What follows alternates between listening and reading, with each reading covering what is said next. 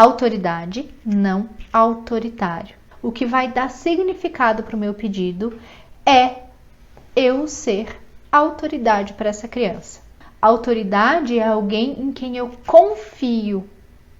Autoridade é alguém com quem eu quero colaborar, de quem eu quero estar perto, porque eu confio nisso que essa pessoa traz, eu confio nesses pedidos, eu confio nessas necessidades que aparecem na relação com essa pessoa.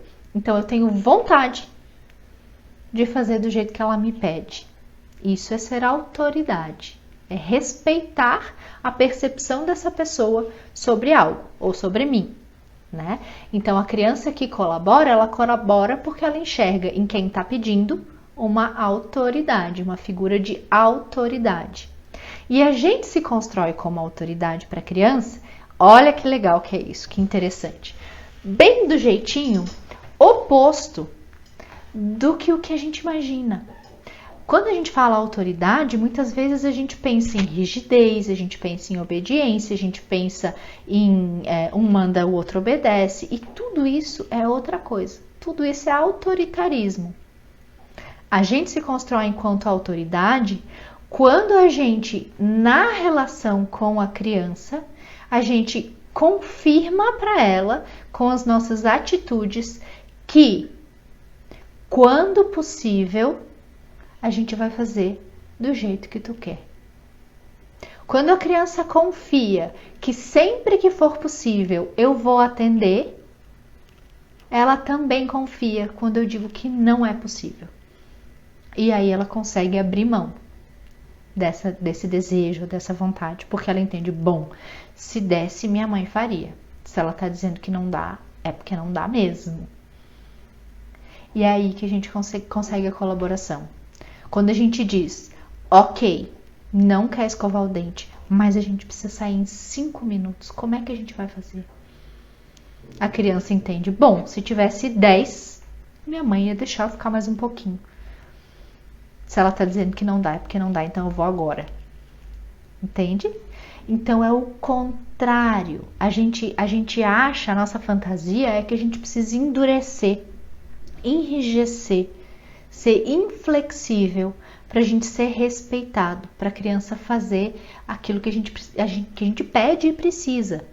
E na verdade é o oposto. Quanto mais eu flexibilizo, quanto mais ela se sente atendida e ouvida, porque não é só atendida, é acolhida e validada naquilo que ela quer, maiores as chances dela colaborar, ainda que não seja a vontade dela naquele momento. Porque ela entende que os meus pedidos têm chão, os meus pedidos têm recheio, os meus pedidos têm significado. Se eu estou pedindo, é porque aquilo é essencial, porque aquilo é importante e porque é muito necessário. Ou eu não pediria. Ou eu pediria, mas flexibilizaria diante de uma negativa dela.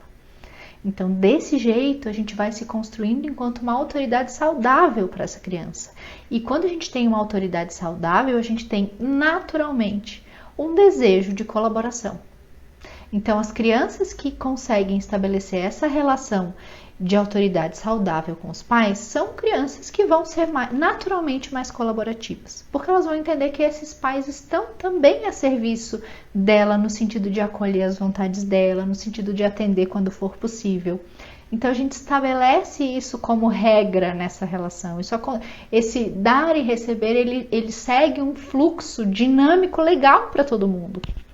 Entende? Porque eu flexibilizo quando dá e aí quando não dá tá tudo bem para nós. Isso quer dizer que meu filho sempre vai atender os meus não sorrindo? Não. Isso quer dizer que eu, quando não for possível para ele sorrir diante do meu não, vou dizer, filho, eu te entendo e eu sinto muito. Mas a gente precisa fazer.